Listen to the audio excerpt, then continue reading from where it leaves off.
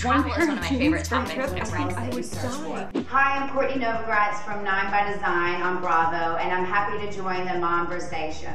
So it's never easy traveling. Of course, I happen to have 7 kids, so there's a lot of packing, a lot of suitcases, and it can be overwhelming.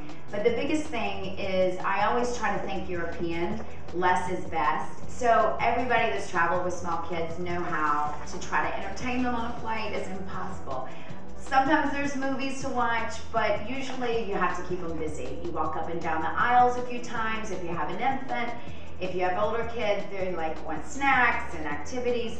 What I try to do is pack Mad Libs is great. That's good advice because Mad Libs really goes from certain ages up, but it keeps them busy. It's a learning game. So each kid gets to buy a new Mad Libs. Cortney, so great to see you. I'm a huge fan of your work and your fortitude, especially in the face of travel. Travel is one of my favorite topics. I write about it all the time. And packing light, I have a whole section on my site about packing light. It's become kind of a religion for me because Brian and I were traveling through Argentina and we both had backpacks, and of course his was like almost empty, and on mine I had done the expando zip and I had 9 pairs of shoes and I was sweating and I was like, something is wrong about this picture. I was having luggage envy. And so I'm always the stick to one carry-on person. Like if I can get away with 1 pair of shoes for an entire trip, I will do it, or maybe 2 if we want to go out to nice dinners or something.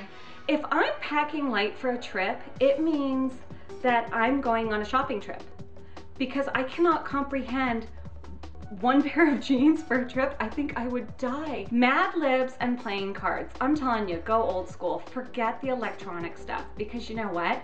They're only interacting with themselves and they get like grumpy when you take it away. You know, if the plane has movies, it's good, but I just completely skip electronics on airplanes because I feel like they do more harm than good. My husband and I, no matter how many kids we have, we always want to take a trip for ourselves with our kids. So we don't sacrifice on the look of the hotel, the type of hotel.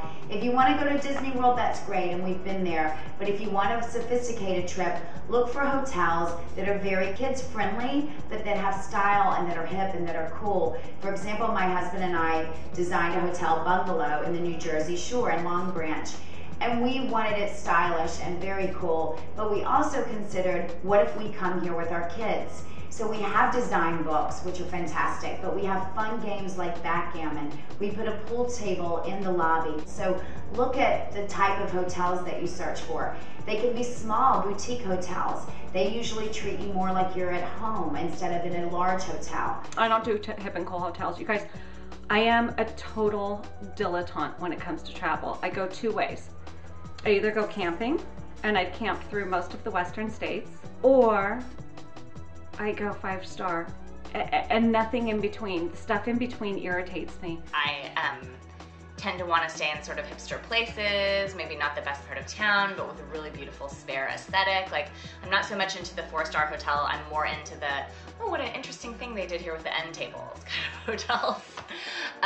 So it can be tough in those hotels to find the things that I need, which is why I bless you for the foosball table and the pool table, Cortney. Like, yes, think about, you know, a lot of times you think you get to a hotel and if there's none of the amenities available for kids, it's just obvious they don't want people with kids there.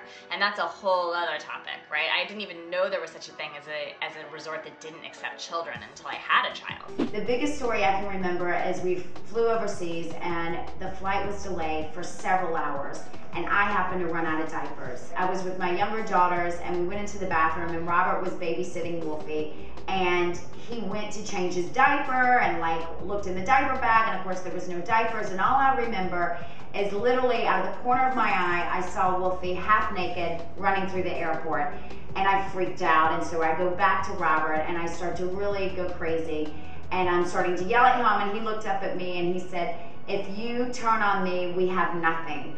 And that's absolutely right. He was so smart in saying, like, no matter what happens, that you shouldn't turn on your partner or your spouse. Cortney, I love that if you turn on me, we have nothing.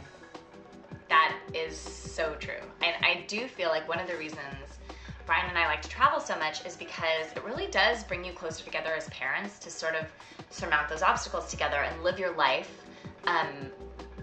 with your parenthood being an addendum instead of the entire focus. I'll tell you what, if you can do it with 7 kids, I can do it with 1.